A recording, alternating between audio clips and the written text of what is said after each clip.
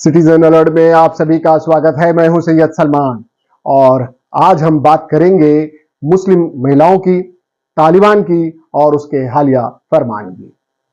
अफगानिस्तान में तालिबान सरकार का एक अजीबोगरीब फरमान चर्चा का विषय बना हुआ है। इस फरमान में कहा गया है कि महिलाओं के लिए सभी सैलून और ब्यूटी पार्लर बंद रहेंगे। इस प्रतिबंध से उन महिलाओं पर बुरा असर पड़ेगा जो लघु उद्योग के जरिए अपनी आजीविका कमाती हैं। उनके बंद होने से अन्य महिलाओं और परिवारों के साथ संचार का एक और रास्ता पूरी तरह से बंद हो जाएगा।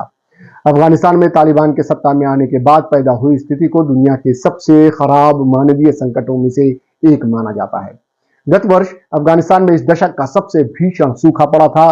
परिणाम स्वरूप एक चौथाई फसल नष्ट हो गई थी। इससे आर्थिक संकट का सामना कर रहे अफगानिस्तान के हालात और विकट हो गए। अगस्त 2021 में हुए सत्ता परिवर्तन के बाद पश्चिमी देशों और अंतरराष्ट्रीय संगठनों द्वारा अफगानिस्तान को दी जाने वाली वित्तीय सहायता बंद है। अर्थव्यवस्था संकट से जूझ रहे अफगानिस्तान के सरकारी कर्मचारियों का वेतन बंद हो गया है। ऐसे में अपने घर के पुरुषों का आर्थिक सहयोग कर रही महिलाओं के खिलाफ लगे इस नए प्रतिबंध से अर्थव्यवस्था पर और बुरा असर पड़ेगा। अक्सर ये छोटे छोटे ब्यूटी पार्लर ही इन परिवारों की आय का एकमात्र स्रोत होते हैं। इससे पहले भी तालिबान का महिला विरोधी चेहरा सामने आ चुका है।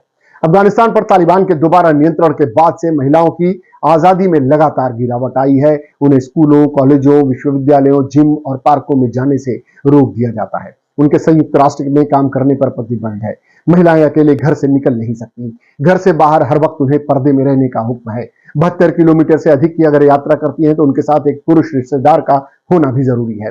तालिबान के आदेशानुसार महिलाओं को ऐसे कपड़े पहनने होंगे जिससे केवल उनकी आंखें दिखाई दे। अगर कोई महिला बिना हिजाब के सार्वजनिक स्थान पर देखी जाती है तो उसके माता पिता पर जुर्माना लगाया जाता है, यहां तक कि जेल भी हो सकती है।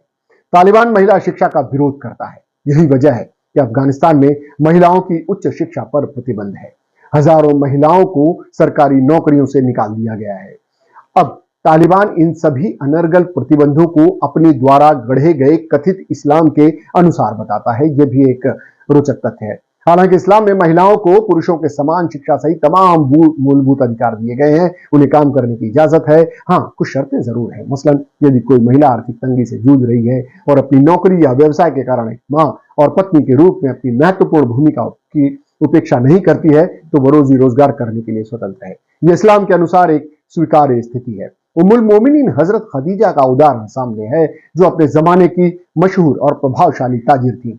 हजरत खदीजा एक सफल व्यवसायी की बेटी थी। उन्होंने अपने पारिवारिक व्यवसाय को एक विशाल व्यापारिक साम्राज्य में बदल दिया था। इतिहासकारों ने उन्हें पैगंबर इस्लाम का सबसे अच्छा दोस्त बताया है।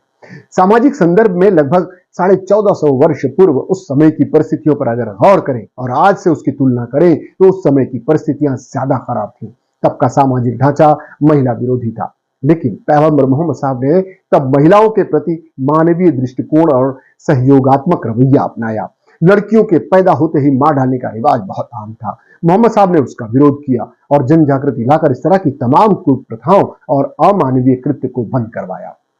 अब सवाल यह है कि क्या तालिबान शासक मोहम्मद साहब की सीख को भूल गए हैं या यह कोई नया इस्लाम है जिसे बढ़ावा देकर असल इस्लाम को बदनाम किया जा रहा है।